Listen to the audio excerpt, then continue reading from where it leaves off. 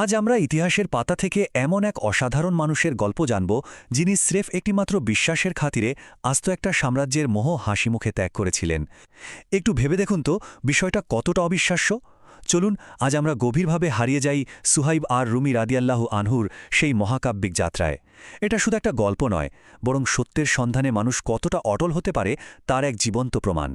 ইতিহাসের সবচেয়ে লাভজনক ব্যবসা, কথাটা শুনলেই মনে হয় হয়তো কোনো বড়সড় বেচাকেনা বা বাজারের কোনো চোখ ধাঁধানো চুক্তির কথা বলা হচ্ছে, তাই না? কিন্তু না, আসলে এটি ছিল বিশ্বাসের এমন এক চূড়ান্ত লেনদেন যা এতটাই গভীর আর তাৎপর্যপূর্ণ যে খোদ পবিত্র কোরআনে তা চিরকালের জন্য অমর হয়ে আছে। তো চলুন একটু গভীরে গিয়ে দেখি ঠিক কিভাবে ঘটেছিল এই অভাবনীয় ঘটনাটি। একদিকে রোমান সাম্রাজ্যের সেই চোখ ধাঁধানো ঐশ্বর্য। শৈশবে সুহাইব রাদিয়াল্লাহু আনহু বেড়ে উঠেছিলেন একেবারে বাইজেন্টাইন প্রাসাদের চরম বিলাসিতার ভেতরে। চারিদিকে প্রাচুর্যের কোনোই কমতি ছিল না, কিন্তু অবাক করা বিষয় হল তার অন্তরে কাজ করছিল সম্পূর্ণ ভিন্ন এক টান। আরবের সেই রুক্ষ মরুভূমি, নিজের শেকড় আর জন্মভূমির প্রতি এক অদ্ভুত রহস্যময় আকর্ষণ তাকে সারাক্ষণ তাড়িয়ে বেড়াত। এত প্রাচুর্য, এত বিলাসিতা, কোনো কিছুই তার ভেতরের সেই অদৃশ্য শূন্যস্থানটা পূরণ করতে পারছিল না। সময়ের সাথে সাথে তার এই শেকড়ের টান যেন আরও তীব্র হতে শুরু করল।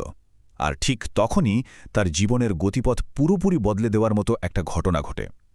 একদিন এক বয়োবৃদ্ধ খ্রিস্টান আলেমের মুখে তিনি একটা ভবিষ্যৎবাণী শুনলেন। আলেম বললেন, খুব শীঘ্রই আরবের মক্কায় এমন এক নবীর আগমন ঘটতে যাচ্ছে যিনি মানুষকে অন্ধকার থেকে আলোয় নিয়ে যাবেন। এই একটা মাত্র বাক্য, হ্যাঁ, ঠিক এই একটিমাত্র বাক্য সুহাইব রাদিয়াল্লাহু আনহুর হৃদয়ে যেন দাউ দাউ করে আগুন ধরিয়ে দিল। এরপর তিনি যেন সত্যের সন্ধানে আক্ষরিক অর্থেই মরিয়া হয়ে উঠলেন। রোমের ওই পাহাড়সম ঐশ্বর্য পেছনে ফেলে তিনি দীর্ঘ পথ পাড়ি দিয়ে ছুটে এলেন মক্কায়। সেখানে এসে আবদুল্লাহ ইবনে জুদানের আশ্রয়ে তিনি ব্যবসা শুরু করেন। নিজের অসাধারণ যোগ্যতা আর কঠোর পরিশ্রমে খুব দ্রুতই তিনি বিপুল ধনসম্পদ আর প্রতিপত্তির মালিক হয়ে ওঠেন। কিন্তু এখানে একটা ব্যাপার আমাদের বুঝতে হবে, এই বিপুল সম্পদ অর্জন করাটা কিন্তু তার জীবনের মূল লক্ষ্য মোটেও ছিল না, বরং তার অন্তর তখনও ব্যাকুল হয়ে অপেক্ষা করছিল সেই প্রতিশ্রুত সত্যের জন্য। অবশেষে তার সেই দীর্ঘ অপেক্ষার অবসান হল। মক্কায় খবর ছড়িয়ে পড়ল যে মোহাম্মদ সাল্লাল্লাহু আলাইহি ওয়াসাল্লাম নবুয়ত লাভ করেছেন। অত্যন্ত গোপনীয়তার সাথে চারপাশের সব বিপদ আর চোখ এড়িয়ে মক্কার সরু গলি পেরিয়ে তিনি সোজা পৌঁছালেন দারুল আরকামে। সেখানে তার সাথে দেখা হল আর এক মহৎ প্রাণ, আম্মার ইবনে ইয়াসির রাদিয়াল্লাহু আনহুর সাথে। কি অদ্ভুত মিল, তাই না? দুজনেই এসেছিলেন ঠিক একই উদ্দেশ্যে। তারা ভেতরে প্রবেশ করলেন, সত্যকে গভীরভাবে উপলব্ধি করলেন এবং একসাথে উচ্চারণ করলেন ইসলামের সেই মহান কালেমা। বলতে গেলে ঠিক সেই মুহূর্তেই তারা চিরতরে নিজেদের ভাগ্য আর গন্তব্যকে বদলে দিয়েছিলেন। তবে ঈমান আনার এই ঘোষণার পরেই শুরু হলো এক অন্ধকার আর অত্যন্ত কঠিন অধ্যায়। মক্কার কুরাইশরা তাদের উপর অমানসিক শারীরিক ও মানসিক নির্যাতন শুরু করল। কিন্তু সুহাইব রাদিয়াল্লাহু আনহুর দিকে তাকালে অবাক হতে হয়। তিনি এই চরম কষ্টগুলো একেবারেই নীরবে পাথরের মতো অটল ধৈর্যের সাথে সহ্য করে গেলেন। কারণটা কি জানেন? কারণ তার চোখের সামনে দুনিয়ার এই সাময়িক কষ্টের চেয়ে অনেক বড় একটা দৃশ্য ভাসছিল।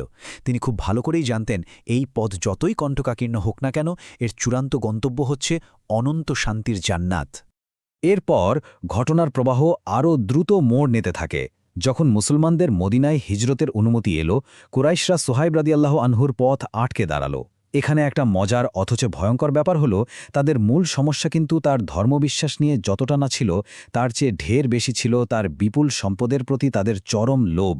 তারা কোনোভাবেই ওই সম্পদ হাতছাড়া করতে রাজি ছিল না। আর তাই রাতের গভীর অন্ধকারে অত্যন্ত গোপনে অনেকটা মরিয়া হয়েই মক্কা থেকে বের হওয়ার চেষ্টা করলেন তিনি। কিন্তু শেষ পর্যন্ত তিনি ধরা পড়ে গেলেন পাথুরের মরুভূমির ঠিক মাঝখানে এক চরম উত্তেজনাকর মুখোমুখি অবস্থান। যারা তাকে তাড়া করে এসেছিল তাদের সামনে দাঁড়িয়ে তিনি নিজের ধনুক তুলে নিলেন। একটু কল্পনা করুন মুহূর্তের তীব্রতা। তিনি দৃপ্ত কণ্ঠে ঘোষণা করলেন, তোমরা খুব ভালো করেই জানো আমি কেমন তীরন্দাজ। যদি এক পাও কাছে আসো তবে আমার তুনীরের প্রতিটি তীর দিয়ে একে একে তোমাদের সবাইকে আমি ধরাশায়ী করব। সত্যি বলতে এটা ছিল নিজের বিশ্বাসের জন্য এক অসম সাহসী লড়াইয়ের চূড়ান্ত প্রস্তুতি। তার এই অবিচল সাহসিকতা আর ভঙ্গি দেখে কুরাইশরা থমকে দাঁড়াল। এরপর তারা একটি চরম শর্ত ছুঁড়ে দিল। তারা বলল, তুমি তো মক্কায় এসেছিলে একজন নিঃস্ব দরিদ্র মানুষ হিসেবে, আমাদের এখানেই তুমি আজ এত সম্পদের মালিক হয়েছ। আমরা তোমাকে এই বিপুল সম্পদ নিয়ে কিছুতেই চলে যেতে দেব না। ঠিক এই মুহূর্তে সুহাইব রাদিয়াল্লাহু আনহুর সামনে এসে দাঁড়াল ইতিহাসের অন্যতম কঠিন এক সিদ্ধান্ত। একদিকে তার সারা জীবনের উপার্জিত জাগতিক সম্পদ আর সোনাদানা, আর অন্যদিকে তার আধ্যাত্মিক মিশন। আর এখানেই আসে এই পুরো ঘটনার সবচেয়ে নাটকীয় ক্লাইম্যাক্স। সিদ্ধান্ত নিতে তিনি এক মুহূর্ত ভাবলেন না। তিনি নির্দ্বিধায় বলে উঠলেন, আমার সব সম্পদ নিয়ে নাও, আমাকে শুধু যেতে দাও। আক্ষরিক অর্থে তিনি তার সারা জীবনের সব অর্জন, সব সঞ্চয় ওই মরুভূমি তপ্ত বালুতে ছুঁড়ে ফেললেন। সবকিছু পেছনে ফেলে তিনি শুধুমাত্র একটি জিনিসকেই বেছে নিলেন, আর তা হল তার স্রষ্টার সন্তুষ্টি।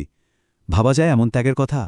সব ঝড় ঝাপটা আর বিপদের পর অবশেষে এলো এক প্রশান্তির মুহূর্ত। মক্কার রুক্ষতা আর শত্রুতা পেছনে ফেলে তিনি নিরাপদে এসে পৌঁছালেন মদিনায়। এত বড় একটি ত্যাগের পর, পার্থিব দিক থেকে একেবারে নিঃস্ব হয়ে যাওয়ার পরও তার ভেতরে ছিল এক অভাবনীয় প্রশান্তি আর বিজয়ের অনুভূতি। তিনি দুনিয়ার সবকিছু হারিয়েছিলেন ঠিকই, কিন্তু যা তিনি অর্জন করেছিলেন তা ছিল পৃথিবীর যে কোনো সম্পদের চেয়ে কোটি গুণ বেশি মূল্যবান। মদিনায় পৌঁছানোর পর যখন নবী মোহাম্মদ সাল্লাল্লাহু আলাইহি ওয়াসাল্লামের সাথে তার দেখা হল, তখন নবীজি তাকে উদ্দেশ্য করে বললেন, হে সুহাইব, তুমি এক অসাধারণ লাভের ব্যবসা করেছ। এই বাক্যটি যখন আমরা শুনি, আমাদের ভেতরে এক গভীর শ্রদ্ধাবোধ কাজ করে। এটি শুধু একজন নেতার সাধারণ কোনো প্রশংসা ছিল না, এটি ছিল স্বয়ং আসমানি এক স্বীকৃতি। কারণ তার এই অবিশ্বাস্য ত্যাগের খবর আগেই ওহির মাধ্যমে নবীজির কাছে পৌঁছে গিয়েছিল। আর এই ঘটনাটি এতটাই মহান ছিল যে মহান আল্লাহ তাআলা একে পবিত্র কোরআনে চিরকালের জন্য অমর করে দিয়েছেন। ঠিক এই মুহূর্তের জন্যই সূরা বাকারার ২০৭ নম্বর আয়াতটি নাজিল হয়। মানুষের মধ্যে এমনও আছে যে আল্লাহর সন্তুষ্টি অর্জনের জন্য নিজেকে বিক্রি করে দেয়। এটাই হলো সেই চরম এবং চূড়ান্ত লেনদেন, নিজের সর্বস্ব দিয়ে, এমনকি নিজের সত্তাকেও বিলিয়ে দিয়ে স্রষ্টার সন্তুষ্টি কিনে নেওয়ার এক অবিশ্বাস্য ও চিরন্তন দৃষ্টান্ত। সুহাইব আর রুমি রাদিয়াল্লাহু আনহুর এই মহাকাব্যিক গল্পটি আজ আমাদের সামনে একটি বিশাল আয়না দাঁড় করিয়ে দেয়। আমরা আসলে কিসের জন্য বাঁচছি? আমাদের জীবনের মূল লক্ষ্যটা কি? আল্লাহর সন্তুষ্টির জন্য, সত্যের জন্য আমরা ঠিক কতটুকু ত্যাগ করতে প্রস্তুত আছি? সুহাইব রাদিয়াল্লাহু আনহু আমাদের শিখিয়েছেন যে আসল লাভ দুনিয়ার নশ্বর সম্পদে নয়, বরং আসল লাভ লুকিয়ে আছে সেই লেনদেনে যেখানে আমরা নির্দ্বিধায় নিজেদেরকে স্রষ্টার কাছে সঁপে দিতে পারি। এই সত্যের পথ ধরে আমাদের চিন্তার যাত্রা অব্যাহত থাকুক।